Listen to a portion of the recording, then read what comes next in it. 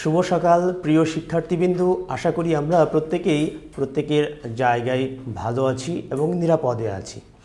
ইতিমধ্যেই তোমরা অনেকেই হয়তোবা জেনেছো, মাননীয় শিক্ষামন্ত্রী ফেব্রুয়ারির 4 তারিখের মধ্যে প্রত্যেকটা শিক্ষা প্রতিষ্ঠানকে স্বাস্থ্যবিধি সংরক্ষণের নির্দেশনা দিয়েছেন এবং এর উপরে ভিত্তি করেই মোটামুটি যে কোনো সময়ে শিক্ষা প্রতিষ্ঠান সীমিত পরিসরে খুলে দেওয়া হতে পারে। তো মনে হচ্ছে একটা সুযোগ তৈরি হতে যাচ্ছে তোমাদের সাথে আবারও ক্লাসে সরাসরি দেখা হওয়ার, এবং নিশ্চিতভাবেই তোমরা অধীর আগ্রহে আছো। আমরাও তোমাদের মতোই যে ক্লাসে আবার ফিরে যেতে চাই, সেরকম আগ্রহ আমাদের মধ্যেও রয়েছে। তো এরকম একটা সুসংবাদ দেওয়ার পরে চলো ক্লাসে প্রবেশ করি। তার আগে একটু বলে নিতে চাই যে তোমরা ক্লাসটা শেয়ার করো এবং বন্ধুদেরকে ক্লাসে সম্পৃক্ত করো, যেন আমরা সবাই ক্লাসের যে তাৎপর্য বা শেখার যে একটা তাড়না সেটা অংশগ্রহণ করতে পারি। যাই হোক, আমরা কি পড়ছিলাম নিশ্চয়ই তোমাদের মনে আছে। পৌরনীতি ও সুশাসন দ্বিতীয় পত্রের পাকিস্তান থেকে বাংলাদেশ অর্থাৎ 1947 সাল থেকে 1971 সাল এই সময়কালের এই চ্যাপ্টারটাতে বিস্তারিত বলা আছে, আমরা সেটাই পড়ছিলাম। তো ইতিমধ্যে কয়েকটা ক্লাস এই অধ্যায় থেকে নেওয়া হয়েছে। আজকে আমরা কি পড়ব, তো সে বিষয়টা একটু লক্ষ্য করা দরকার। মনিটরে তোমরা লক্ষ্য করতে পারছো যে তিনজন বাংলাদেশের বিশিষ্ট রাজনীতিবিদ, বাংলার অস্তিত্বের সাথে যারা বিশাল অবদান রেখেছেন তাদের চিত্র এই পাশে দেখতে পাচ্ছ। মাওলানা আব্দুল হামিদ খান ভাসানী, এই মাঝখানে শেরেবাংলা একে ফজলুল হক, একদম কর্নারে হোসেন শহীদ সোহরাওয়ার্দী। আচ্ছা, এই তিনটা ছবি বা এই তিনজন ব্যক্তিকে যদি একত্রে কোনো একটা ফ্রন্টে কাজ করতে দেখা যায় তাহলে আমাদের কি মনে আসে, এই একটা প্রশ্ন। তোমরা একটু ক্যালকুলেশন করতে পারো যে এই তিনজন ব্যক্তি একই ফ্রন্টে একই জোটের মধ্যে কাজ করলে কোন সময়কালের কথা আমরা মনে করতে পারি। আমি একটু ব্যাক করতে চাই। আচ্ছা, এইবার তোমরা দেখো, ওই তিনজন ব্যক্তির সাথে তো বটেই, এই তিনজন ব্যক্তির সাথে আর একটা বিষয়কে আমরা একটু মেলাতে পারি। সেটা কি, আমরা কি দেখতে পাচ্ছি? নৌকা প্রতীক, নৌকার চিত্র। তো স্বাভাবিকভাবেই এখন নৌকার চিত্র দেখে তোমাদের প্রজন্ম তোমরা কি ভাববে যে এটা মূলত বাংলাদেশ আওয়ামী লীগের মার্কা, বা যেটা নিয়ে তারা নির্বাচনে অংশগ্রহণ করে, কিংবা মাননীয় প্রধানমন্ত্রী দলের মার্কা, কিংবা বঙ্গবন্ধু শেখ মুজিবুর রহমানের মার্কা। এইভাবে তোমরা চিন্তা করতে পারো যারা এই প্রজন্মের বা আমরা যারা 71 পরবর্তী সময়ের। কিন্তু আমি যে সময়কালের কথা বলার জন্য এই দুটি চিত্র উপস্থাপন করলাম তার কিন্তু একটা বিশেষ গুরুত্ব রয়েছে এই চিত্রের মধ্য দিয়ে আর কি। মূলত এই নৌকা প্রতীক এবং তিনজন বিশিষ্ট রাজনীতিবিদ, এই দুইটা বিষয়কে যদি আমরা একত্র করি তাহলে আমরা কোন সালটাকে বা কোন সময়কে নির্দেশ করতে পারি, তাহলে আমরা পরের স্লাইডে বুঝতে পারবো যে এই দুইটা চিত্রের মাধ্যমে আসলে কি বলতে চাচ্ছি আমি। তোমরা দেখতে পাচ্ছ 1954 সালের প্রাদেশিক নির্বাচন কিংবা যুক্ত ফ্রন্টের নির্বাচন, মানে ওই দুটো চিত্র দিয়ে মূলত আমি এই নির্বাচন বা এই সালটাকে নির্দেশ করতে চেয়েছি। তো আমি এখানে কি বলছি, 1954 সালের প্রাদেশিক নির্বাচন অথবা যুক্ত ফ্রন্টের নির্বাচন। আমি মোটামুটি অনেক বই এবং ইন্টারনেট বা উইকিপিডিয়ারও বিভিন্ন জায়গায়, বাংলাপিডিয়াতেও লক্ষ্য করলাম যে 1954 সালের নির্বাচনটাকে মূলত যুক্ত ফ্রন্টের নির্বাচন বলেছেন। মূলত এটা একটা ভুল কথা, কিন্তু যুক্ত ফ্রন্ট এই প্রাদেশিক নির্বাচনে এত বেশি ভালো করেছিল যে নির্বাচনের নামই আমরা একটু ভুলভাবে সঠিক বলার চেষ্টা করি। আচ্ছা, সেটা একটা দিক। তাহলে মূলত 1954 সালে একটা নির্বাচন হয়েছিল, সেটা প্রাদেশিক পরিষদের নির্বাচন, এবং সেই নির্বাচনে যুক্ত ফ্রন্ট নামে কয়েকটি রাজনৈতিক দলের জোট এত ভালো ফলাফল করেছিল যে আমরা এই বাংলার, এই পূর্ব পাকিস্তানের কিংবা বর্তমান বাংলাদেশের মানুষ যুক্ত ফ্রন্টের নির্বাচন বলতেই বেশি স্বাচ্ছন্দ্য বোধ করি। ঠিক এই জন্যে সব জায়গায় মোটামুটি দেখা যায় 1954 সালের যুক্ত ফ্রন্টের নির্বাচন, এটা একটা দিক। আচ্ছা, যেহেতু 1954 সালের নির্বাচনটা ছিল একটা প্রাদেশিক নির্বাচন, তো এই জন্য আমি প্রশ্ন রেখেছি যে প্রাদেশিক পরিষদ নির্বাচন কি, পরবর্তীতে যুক্ত ফ্রন্ট কি, এই দুটি বিষয় আমরা একটু জেনে নিব, তাহলে আমাদের পরের আলোচনাটা বোঝার সুবিধা হবে আর কি। তো প্রথমেই চলো আমরা প্রাদেশিক পরিষদ নির্বাচন কি। তোমরা জানো যে একটা বৃহৎ রাষ্ট্র তার শাসন কার্যের সুবিধার জন্য বা জনগণের কাছে সর্বোচ্চ কল্যাণটুকু পৌঁছিয়ে দেওয়ার জন্য দেশটাকে কতগুলো খণ্ডে বিভক্ত করে এবং প্রত্যেকটা খণ্ডকে কি বলা হয়, প্রদেশ বলা হয়। আচ্ছা, তো প্রত্যেকটা প্রদেশেরই কি থাকে, মোটামুটি সরকার থাকে, সেখানে আইন বিভাগ, শাসন বিভাগ, বিচার বিভাগ থাকে এবং সরকারের নানান প্রতিষ্ঠান সেখানে কাজ করে। তো সেই সেই প্রদেশের সরকার নির্ধারণ করার জন্য যে নির্বাচনটা হয়ে থাকে মূলত সেটাকে আমরা বলে থাকি প্রাদেশিক পরিষদ নির্বাচন। তো তৎকালীন সময়ে পাকিস্তানে 5টি প্রদেশ ছিল, তার মধ্যে একটি ছিল পূর্ব পাকিস্তান। সেই পূর্ব পাকিস্তানের নির্বাচনটাকেই আমরা বলছি 1954 সালে প্রাদেশিক পরিষদ নির্বাচন। মূলত প্রচলিত নিয়ম অনুযায়ী এই প্রাদেশিক পরিষদের নির্বাচনটা হওয়ার কথা ছিল 1951 সালে, কিন্তু পাকিস্তান সরকার বা পাকিস্তান অথরিটি নানানভাবে এটাকে তালবাহানার মধ্যে নিয়ে গিয়ে এই নির্বাচনটা 1951 থেকে পিছিয়ে 1954 সালে দিয়ে দিল। এটা একটা তাৎপর্যপূর্ণ বিষয়। তাহলে তোমরা বুঝতে পারছো নিশ্চয় যে প্রাদেশিক পরিষদ নির্বাচনটা কি, এটা একটা দিক। এরপর আসে যুক্ত ফ্রন্ট কি। তোমরা যারা বাংলাদেশের রাজনীতি নিয়ে কিংবা ইন্ডিয়া পাকিস্তানের রাজনীতি নিয়ে খোঁজ খবর রাখো কিংবা বহির্বিশ্বের রাজনীতি নিয়ে খোঁজ খবর রাখো, তোমরা ইদানিং সময়েও দেখবে যে যুক্ত ফ্রন্ট বা ইউনাইটেড ফ্রন্ট নামে অসংখ্য জোট গঠন করা হয়, সেটা একটা দিক। কিন্তু বাংলাদেশের ইতিহাসটা যদি আমরা একটু লক্ষ্য করি, সেখানে দেখব যে 1954 সালের যে প্রাদেশিক নির্বাচন, সেখানে যুক্ত ফ্রন্ট নামে যে ফ্রন্ট গঠন করা হয়েছিল তার বিশাল তাৎপর্য রয়েছে এবং মনে করা হয় যে এই যে ফ্রন্টের একটা সাকসেসফুল ব্যাপার, সেটা বাংলাদেশের ইতিহাসে, অন্তত রাজনীতির ইতিহাসে এরকম খুব কম ঘটেছে। বিশেষ করে যে ফ্রন্ট বাংলাদেশের স্বাধীনতা আনার ক্ষেত্রে একটা উল্লেখযোগ্য ভূমিকা পালন করেছিল বলে এটা বলা খুব একটা সমস্যার কথা হওয়ার নয়। আচ্ছা, তো সেই 1954 সালে যুক্ত ফ্রন্ট কি সেটা বলার জন্য মূলত এখানে এই বিষয়টা উপস্থাপন করা। মূলত 1954 সালে যে প্রাদেশিক নির্বাচন হয় পূর্ব পাকিস্তানে বা পাকিস্তানের প্রধান রাজনৈতিক দল ছিল কিন্তু মুসলিম লীগ। এই মুসলিম লীগের এগেনস্টে পূর্ব পাকিস্তানের কয়েকটি রাজনৈতিক দল একত্রিত হয়ে একটা জোট গঠন করে। হ্যাঁ, তো সেই জোট গঠন করেই কিন্তু তারা 1954 সালে যে নির্বাচন, সেই নির্বাচনে অংশগ্রহণ করে। ঠিক 1954 সালে পূর্ব পাকিস্তানের বিরোধী কয়েকটি রাজনৈতিক দলের একত্রে নির্বাচনে অংশগ্রহণ করা, সেই জোটটাকেই মূলত আমরা বলি কি যুক্ত ফ্রন্ট বা ইউনাইটেড ফ্রন্ট। এটা 1954 সালের ঘটনা প্রবাহ। সাথে একটু বলে রাখি যে এই যুক্ত ফ্রন্ট 1954 সালে যুক্ত ফ্রন্টের নির্বাচন এরকম বলা হয়, কিন্তু একটা প্রশ্ন প্রায়শই আসে যে যুক্ত ফ্রন্ট মূলত কত সালে গঠিত হয়। অনেকেই ভুল করে তোমরা 1954 সাল দিয়ে ফেলো, এটা একদমই ভুল হবে। এটা হবে 1953 সাল। এটা মনে রাখা বিশেষভাবে দরকার।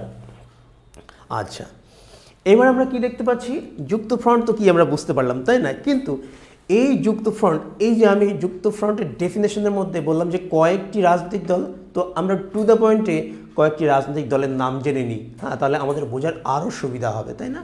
আচ্ছা, তো আমি বলছি যে যুক্ত ফ্রন্ট মূলত 4টি বিরোধী রাজনৈতিক দলের সমন্বয়ে গঠিত হয়। প্রধান 4টি রাজনৈতিক দল এছাড়াও স্বতন্ত্র কয়েকটি দল কিন্তু এই যুক্ত ফ্রন্টের মধ্যে নির্বাচন পরবর্তী সময়ে আসে। হ্যাঁ, সেটাও কিন্তু একটা ঐতিহাসিক ব্যাপার।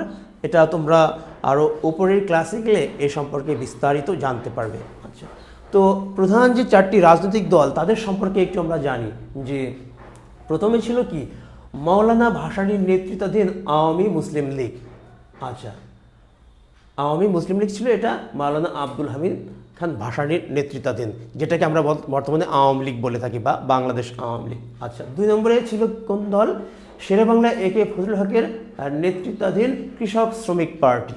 আচ্ছা, মাওলানা আজহার আলীর নেতৃত্বাধীন নেজামে ইসলামী পার্টি, হাজি দানেশের নেতৃত্বাধীন বামপন্থী গণতন্ত্রী দল। এই 4টি প্রধান রাজনৈতিক দল নিয়ে কিন্তু এই যুক্ত ফ্রন্ট গঠন করা হয়। তোমরা বিভিন্ন বইয়ে আরও 2-1টি দেখবে, কিন্তু আমি বলছি প্রধান 4টি দল। হ্যাঁ, এটা একটা দিক। তাহলে এই 4টি দল এবং এই 4টি দলের নেতৃত্বে কে বা কারা ছিলেন সেটাও মনে রাখবে। আচ্ছা, এরপরে আমরা দেখি যুক্ত ফ্রন্ট গঠনের রাজনৈতিক পটভূমি। এই কথার অর্থটা হলো যে যুক্তফ্রন্ট গঠনের প্রয়োজনীয়তা তৈরি হলো কেন, যুক্তফ্রন্ট কোন প্রেক্ষাপটে তৈরি হলো, তাই না? এটা কারণ, মূলত এই স্লাইড নির্দেশ করে যে কারণটা কি, যে কি কি কারণে এই যুক্তফ্রন্ট গঠন করা হলো। প্রথমেই আমরা দেখি, আমি শিরোনাম আকারে কয়েকটা বিষয় উপস্থাপন করবো, তাহলে তোমরা প্রেক্ষাপটটা সহজেই বুঝতে পারবে। লাহোর প্রস্তাবের সংশোধন। আচ্ছা, তোমরা জানো যে 1940 সালে কি লাহোর প্রস্তাব প্রদান করা হয়, এবং লাহোর প্রস্তাবের একটা উল্লেখযোগ্য দিক ছিল যে মুসলিম অধ্যুষিত অঞ্চলের স্পষ্ট স্বায়ত্ত শাসনের একটা ইঙ্গিত দেওয়া ছিল। কিন্তু পাকিস্তান স্বাধীন হওয়ার পর থেকে একটা জিনিস স্পষ্টভাবে বোঝা গেল, বিশেষ করে পূর্ব পাকিস্তানের রাজনীতিবিদরা কিংবা যুক্তফ্রন্টের নেতৃবৃন্দ বুঝতে পারলেন যে এই লাহোর প্রস্তাবের যে আলোকে স্বায়ত্তশাসনের দাবি তারা করে এসছেন, পাকিস্তান শাসক গোষ্ঠী সেটা কোনোভাবেই আমলে নিচ্ছেন না। ঠিক সেই রকম একটা জায়গা থেকেই লাহোর প্রস্তাবের সংশোধন বা সেই বিষয়টা উপস্থাপনের কথা কিন্তু এই যুক্তফ্রন্টের নেতৃবৃন্দ অনুধাবন করতে পেরেছিলেন। সেটা একটা দিক। মুসলিম লীগের প্রতিশ্রুতি ভঙ্গ। আচ্ছা, মুসলিম লীগ তো তখন ক্ষমতাসীন একটা রাজনৈতিক দল। তো মুসলিম লীগ 1951 সালে যে নিয়ম অনুযায়ী প্রাদেশিক পরিষদের নির্বাচন হওয়ার কথা ছিল, মুসলিম লীগ সরকার সেটা কিন্তু তালবাহানা করে সেই নির্বাচনটা পিছিয়ে দিল। এটা নিঃসন্দেহে এই যুক্তফ্রন্টের নেতৃত্বাধীন যে নেতারা ছিলেন তাদেরকে ক্ষুব্ধ করেছিল। সেই একটা দিক ছিল এই যুক্তফ্রন্ট গঠনের। এরপর থেকে নির্বাচন নিয়ে তালবাহানা, যেটা আমি বললাম আর কি, যে 51 সালে হওয়ার কথা ছিল সেটা 54-তে আসলো, সেটা একটা দিক। ভাষা সংস্কৃতির বিরুদ্ধে ষড়যন্ত্র। তোমরা নিশ্চয় জানো 52-র ভাষা আন্দোলন, সেটাও খুব বেশি বাংলার বা বাংলা ভাষাভাষী মানুষকে অনেক পীড়া দিয়েছিল, যার কারণেই কি করা হয়েছিল, এই যুক্তফ্রন্ট গঠনের ক্ষেত্রে ওই পূর্বের স্লাইডের নেতৃবৃন্দকে কিন্তু একত্রিত করা সম্ভব হয়েছিল একটা আমব্রেলার নিচেই, যেটাকে আমরা বলছি যুক্তফ্রন্ট। আচ্ছা, পাকিস্তান সরকারের বৈষম্যমূলক নীতি। হ্যাঁ, এটা স্পষ্টীকরণ একটা ব্যাপার। তোমরা এই অধ্যায়ের প্রথম দিকে একটা বৈষম্যমূলক চিত্র দেখতে পেয়েছো, যে পাকিস্তান অর্থাৎ পূর্ব পাকিস্তান এবং পশ্চিম পাকিস্তানের মধ্যে নানান বিষয়ের বৈষম্য চিত্র কিন্তু উল্লেখ করা হয়েছে। ঠিক সেই কারণেও কিন্তু যুক্তফ্রন্টের নেতৃবৃন্দ ক্ষুব্ধ হয়ে এই যুক্তফ্রন্ট রাজনৈতিক যে অ্যালায়েন্স বা আমব্রেলা নিচেই কিন্তু আসতে চেয়েছিল, বা এটা সাকসেস হয়েছিল তারা। শিল্পক্ষেত্রে দুর্নীতি। তোমরা জানো যে পাট এবং লবণ, হ্যাঁ, এই পূর্ব পাকিস্তানে পাট এবং লবণের বিরাট একটা মানে উৎপাদন কেন্দ্র বলা যেতে পারে, বা এই দুটি গুরুত্বপূর্ণ শিল্পের র ম্যাটেরিয়ালস ছিল। হ্যাঁ, তো এটা নিয়ে তো বটেই, এটা নিয়ে অনেক দুর্নীতি হয়েছিল। যেমন এখান থেকে কাঁচামাল এখানে নিয়ে যাওয়া, র ম্যাটেরিয়ালস দিয়ে উৎপাদন করে আবার আমাদের এখানে পাঠানো, এবং উল্লেখযোগ্য শিল্প কলকারখানা সব পশ্চিম পাকিস্তানে হতো, এখানে কম হতো। এইরকম বৈষম্যের একটা চিত্র ছিল। সে ব্যাপারেও মূলত লবণ নিয়ে বিশাল একটা দুর্নীতির চিত্র কিন্তু আমরা এই পাকিস্তান পিরিয়ডে দেখতে পাই, সেটা একটা দিক। তো মূলত এই কারণগুলোর জন্যই যুক্তফ্রন্টের রাজনৈতিক নেতৃবৃন্দ একত্রিত হয়েছিল, সেটাই মূলত এর পটভূমিতে আলোচনা করার বিষয়। এরপর আমি যুক্তফ্রন্টের 21 দফা। আচ্ছা, এখন তোমরা নিশ্চয় জানো যে কোনো রাজনৈতিক দল যখন নির্বাচনে অংশগ্রহণ করে, তখন নির্বাচনে জয়ী হওয়ার পরে সে কি কি কাজ করবে, কোন কোন বিষয়ের উপর কাজ করবে, হ্যাঁ, দেশের কি কি উন্নয়ন করবে, মানুষের জন্য কি করবে, শিক্ষার জন্য কি করবে, শিল্পক্ষেত্রের জন্য কি করবে, হ্যাঁ, এই প্রত্যেকটা বিষয়ের উপরে সংশ্লিষ্ট রাজনৈতিক দল কতগুলো প্রতিশ্রুতি দেয়, সেটাকে আমরা বলি ইশতেহার, হ্যাঁ, বা দফা, যেটাই বলি না কেন। তো এই যুক্তফ্রন্ট 54 সালের নির্বাচনে অংশগ্রহণ করার জন্য 21টা প্রতিশ্রুতি দিয়েছিল। এই 21টা প্রতিশ্রুতিকে আমরা একত্রে কি বলতে পারি, একত্রে বলতে পারি ইশতেহার। তো এই 21টা দফা জনগণের সামনে উপস্থাপন করেছিল, আমরা যদি ক্ষমতায় যাই সেক্ষেত্রে এই 21টা বিষয়কে সামনে রেখে কাজ করব। সেটাকে আমরা বলি যুক্তফ্রন্টের 21 দফা। এখন এই দফাগুলো কি কি, আমরা এই 21টা দফা দেখতে গেলে অনেক সময় লেগে যাবে, তো সব দফা মনে হয় দেখার প্রয়োজন নাই, আমরা উল্লেখযোগ্য কয়েকটা নিয়ে আলোচনা করতে পারি, বাকিটা তোমরা নিজেরাও দেখে নিতে পারো। আচ্ছা, তো দেখি আমি কয়েকটা আলোচনা করি। একটা প্রশ্ন আসে যে যুক্তফ্রন্টের বা 21 দফার প্রথম দফাটা কি, এটা খুব পরীক্ষায় আসে। বাংলাকে পাকিস্তানের অন্যতম রাষ্ট্রভাষা করা। বাংলাকে পাকিস্তানের অন্যতম রাষ্ট্রভাষা করা এটা কি যুক্তফ্রন্টের একটা উল্লেখযোগ্য দাবি ছিল, এবং সে তার ইশতেহারের মধ্যে এটা উপস্থাপন করেছিল। এবং এই জন্যই না বাংলার বা পূর্ব পাকিস্তানের বা পূর্ব বাংলার মানুষকে যুক্তফ্রন্ট খুব কাছে টানতে সক্ষম হয়েছিল।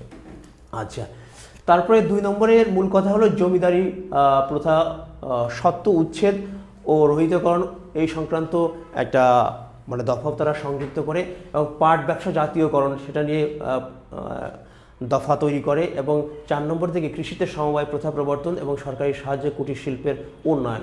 সমবায় প্রথা মানে মধ্যস্বত্বভোগীদের উচ্ছেদ করার একটা প্রবণতা, মানে কৃষকদের মধ্যে সমবায় তৈরি হয়ে কাঁচামালগুলো একদম জমি থেকে বিভিন্ন শহর বন্দরে সেগুলো সরবরাহ করা, যেন কৃষকরা ন্যায্য মূল্য পায়, সেটার একটা দিক কিন্তু এটাতে রয়েছে। তো আমি অল্প বিস্তরে আলোচনা করলাম কয়েকটি গুরুত্বপূর্ণ, যেমন 1 নম্বর এবং 4 নম্বরটা গুরুত্বপূর্ণ বিষয় উপস্থাপন করলাম, 2 নম্বরটা জমিদারি সত্ত্ব উচ্ছেদ সংক্রান্ত এবং সেখানে ভূমিহীনদের পুনর্বাসনের ব্যাপারটাও এসেছে। এরপরে আমি দেখি যে পূর্ববঙ্গকে লবণ শিল্পের সম্পন্ন করা, এটা খুবই একটা গুরুত্বপূর্ণ বিষয়, যে ওই সময়ে লবণ নিয়ে যে ক্রাইসিসটা তৈরি হয়েছিল, ঠিক সেই ক্রাইসিসের বিষয়টাকে যুক্তফ্রন্ট তার ইশতেহারের মধ্যে নিয়ে এসে আলাদা একটা গুরুত্ব উপস্থাপন করেছিল। আচ্ছা, এরপরে তোমরা দেখতে পাচ্ছ 6 নম্বরে কারিগর শ্রেণীর গরিব মহাজেরদের কর্মসংস্থানের আশু ব্যবস্থা করা, খাল খনন সেচ ব্যবস্থার মাধ্যমে দেশে বন্যা ও দুর্ভিক্ষ রোধ, ওইখানে দুর্ভিক্ষ এবং বন্যার প্রবণতাও কিন্তু দেখা দিত, সেই জন্য তারা এটা করছে। এবং কৃষি ও শিল্প খাতের আধুনিকায়নের ব্যবস্থা করতে হবে।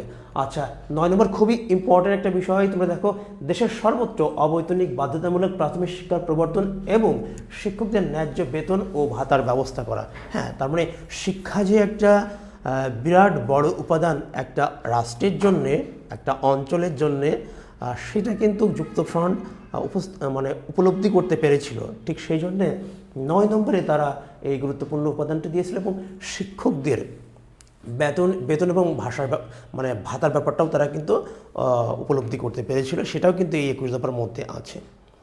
আচ্ছা, এরপরে কি তারপরে দেখো যে 10 নম্বর আবার বলছে যে শিক্ষা ব্যবস্থায় আমূল সংস্কার, মাতৃভাষায় শিক্ষাদান, সরকারি ও বেসরকারি বিদ্যালয়ের ভেদাভেদ বিলোপ করে সকল বিদ্যালয়কে সরকারি সাহায্যপুষ্ট প্রতিষ্ঠানে পরিণত করা।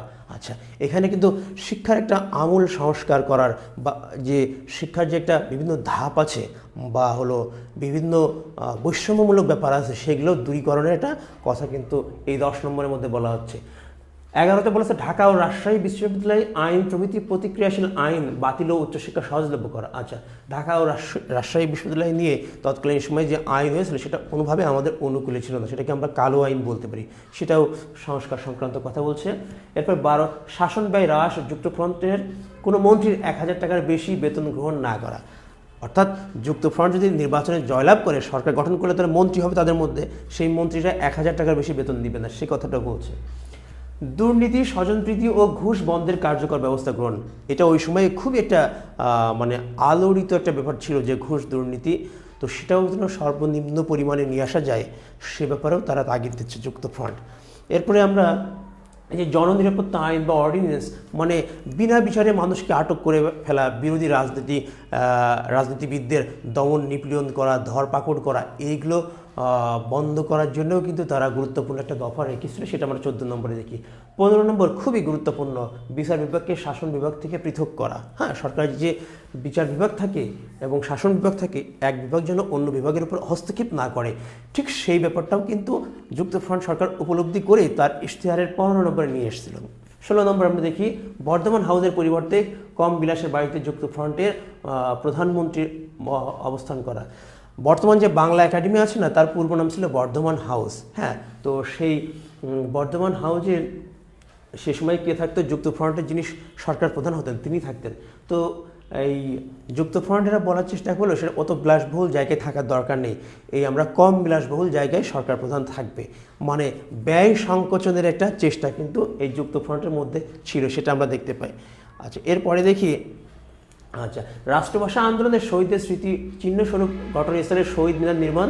আচ্ছা, এটা কি বলছে 17 নম্বর, যে ভাষা আন্দোলনের কারণে যারা শহীদ হয়েছিল তাদের যেখানে শহীদ হয়েছিল সেইখানে শহীদ মিনার নির্মাণ করা এবং তাদের পরিবারবর্গকে ক্ষতিপূরণ দেওয়ার একটা ব্যাপার কিন্তু এখানে চলে আসছে, সেটা একটা দিক। 18 নম্বরে 21শে ফেব্রুয়ারিকে শহীদ দিবস এবং সরকারি ছুটির দিন হিসেবে ঘোষণা করা। চিন্তা করা যায় সেই 1954 সালের ইশতেহারে কিন্তু তারা ভাষা আন্দোলনের গুরুত্ব কি চমৎকারভাবে উপস্থাপন করেছে যে সেখানে এটাকে শহীদ দিবস দিতে হবে এবং সরকারি ছুটি ঘোষণা করতে হবে, সেটা একটা দিক। লাহোর প্রস্তাবের ভিত্তিতে পূর্ববঙ্গের পূর্ণ স্বায়ত্তশাসন ও দেশ রক্ষা। আচ্ছা, এটা কি বলছে যে লাহোর প্রস্তাবে যে প্রদেশের স্বায়ত্তশাসনের কথা বলা হয়েছিল সেটার বাস্তবায়ন করতে হবে, সেটা কিন্তু 19 নম্বরে বলছে। আচ্ছা, এরপরে দেখি যে আচ্ছা 20 নম্বরের মূল কথাটা কি, যে এটা তো একটা প্রাদেশিক সরকার হতে যাচ্ছে 1954 সালের নির্বাচনের পর। তো সেখানে কেন্দ্রীয় সরকার কোনো অজুহাতে যেন এই প্রাদেশিক সরকার ভেঙে নিতে না পারে সেই বিষয়েও কিন্তু একটা কড়া বার্তা দেওয়া, কিন্তু সেটা একটা দিক। আচ্ছা, সেখানে আবার বলছে যে আয়ু না বাড়ানো, আয়ু শেষ হওয়ার 6 মাস পূর্বে মন্ত্রিসভার পদত্যাগ পূর্বক নির্বাচন কমিশনের মাধ্যমে স্বাধীন ও নিরপেক্ষ নির্বাচনের ব্যবস্থা করা। সুন্দর একটা দিক নির্দেশনা কিন্তু তারা দিচ্ছে যে এই কাজটা করা যাবে। 21 নম্বরে যুক্তফ্রন্টের আমলে সৃষ্ট শূন্য আসন 3 মাসের মধ্যে উপনির্বাচনের ব্যবস্থা করা হবে এবং পরপর 3টি উপনির্বাচনে যুক্তফ্রন্ট প্রার্থী পরাজিত হলে মন্ত্রিসভার পদত্যাগ করা। আচ্ছা, বলছে যে বিভিন্ন কারণে আসলে কোনো আসনের পদ শূন্য হয়, যদি প্রার্থী মারা যান বা এই সংক্রান্ত ব্যাপার। তো যদি এরকম হয় তাহলে 3 মাসের মধ্যে নির্বাচন দিতে হয়।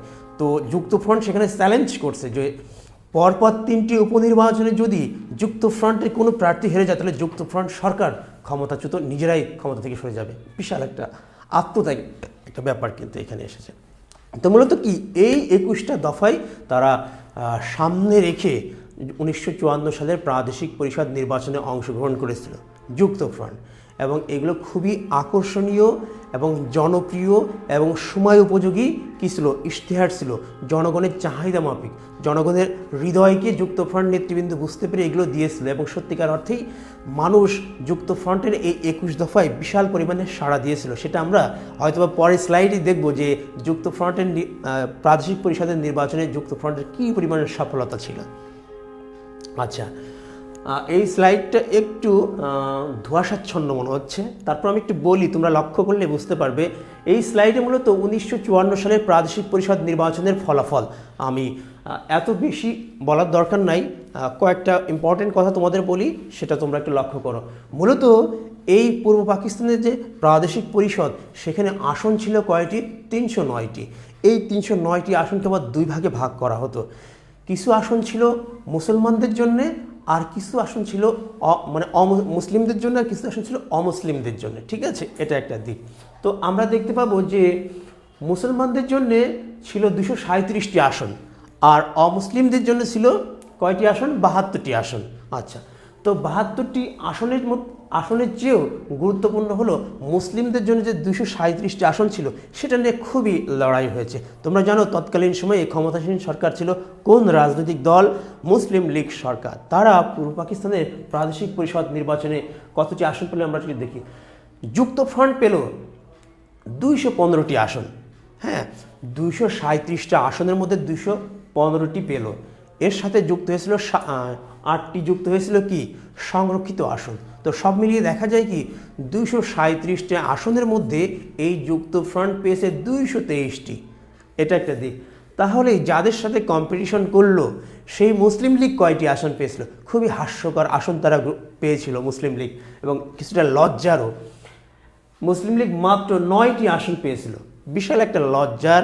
এবং মুসলিম লীগ পূর্ব পাকিস্তানে একদমই ধসে গিয়েছিল এই নির্বাচনের মধ্য দিয়ে, সেটা প্রমাণিত হয়।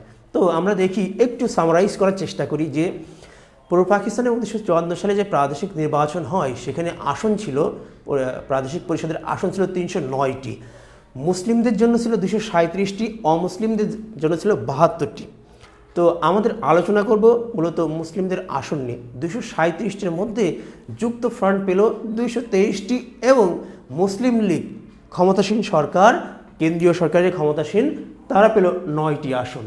তাহলে আমরা সহজেই বুঝতে পারছি যে এখানে যুক্তফ্রন্ট বিশাল ব্যবধানে কী করলো, জয় লাভ করলো।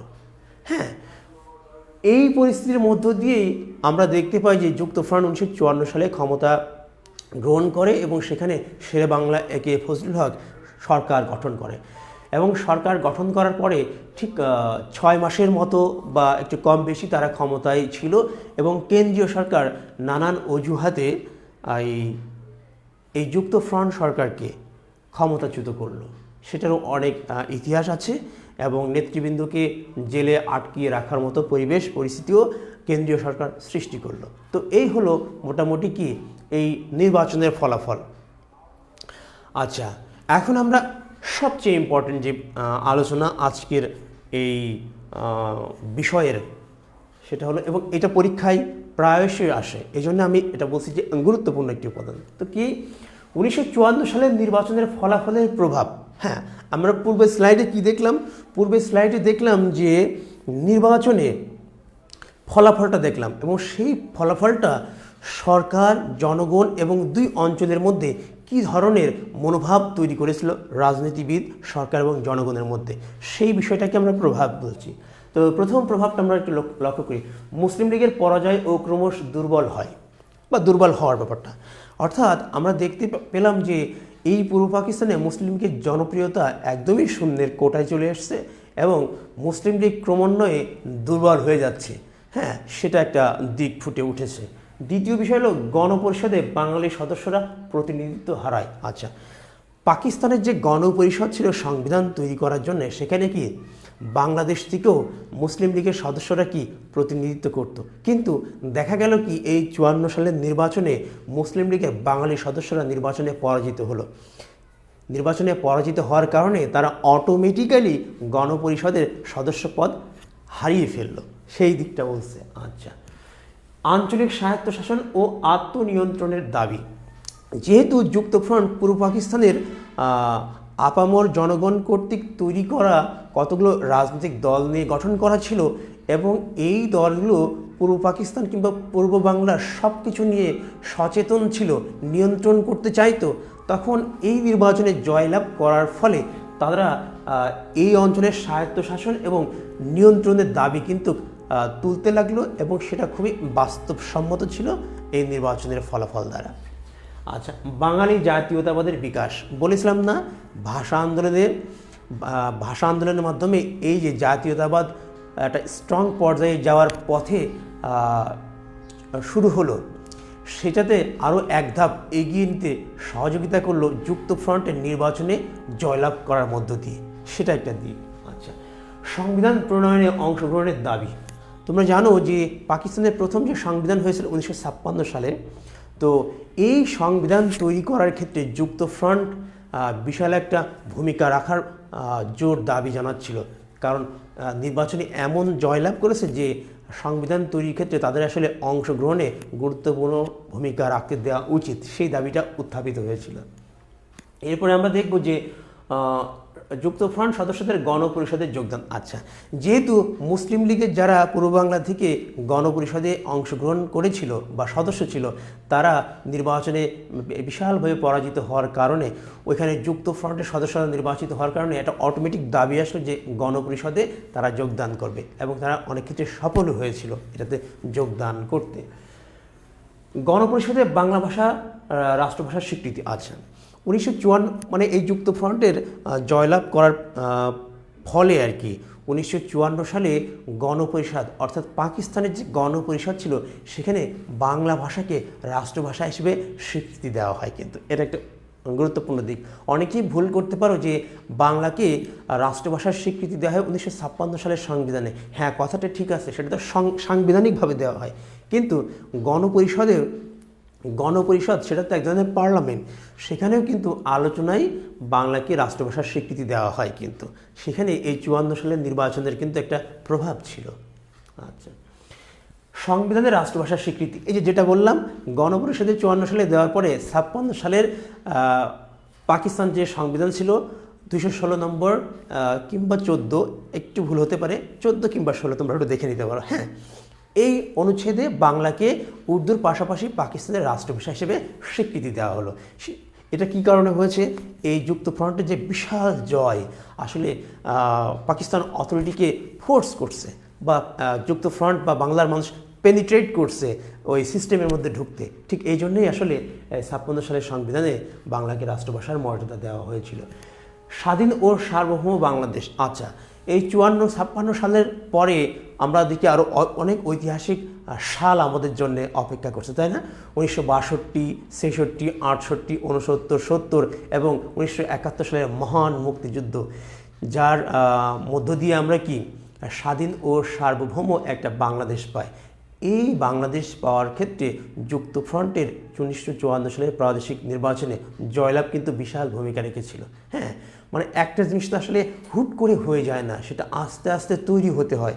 তো তৈরি হওয়ার জন্যে একদম গোড়ায় যে গোড়াটা শক্ত হওয়া দরকার, গাছের গোড়াটা শক্ত হওয়া দরকার। হ্যাঁ, সেই গাছের গোড়াটা শক্ত করার ক্ষেত্রে 52 ভাষা আন্দোলন এবং 54 সালের প্রাদেশিক পরিষদের যুক্তফ্রন্টের নির্বাচন গাছের গোড়াটা মানে শক্ত করেছিল। বাংলাদেশ যদি একটা পরিপক্ক গাছ হয়, এই বাংলাদেশ নামক পরিপক্ক গাছের গোড়াটা শক্ত করেছিল কিন্তু ভাষা আন্দোলন এবং 54 যুক্তফ্রন্টের নির্বাচনের সফলতা, এটা উল্লেখযোগ্য দিক। আচ্ছা, কোনো প্রশ্ন আছে কি না এবার আমি একটু দেখতে চাই যে তোমরা কোনো প্রশ্ন রেখেছো কি না। প্রশ্ন যদি রাখো সেটা উত্তর দেওয়ার চেষ্টা করব। আমি একটু সময় নিচ্ছি যে তোমাদের আসলে কোনো প্রশ্ন আছে কি না। হ্যাঁ, থাকলে উত্তর দিব। আচ্ছা, দেখি কোনো প্রশ্ন আছে কি না। আচ্ছা, না, কোনো প্রশ্ন দেখতে পাচ্ছি না। হ্যাঁ, তো প্রশ্ন যেহেতু নাই, তারপরেও তোমরা ক্লাসটা পরবর্তী সময়ে দেখে কোনো প্রশ্ন থাকলে করতে পারো। তো এই পর্যায়ে সবাইকে ধন্যবাদ জানিয়ে আজকে ক্লাস শেষ করছি। Thank you.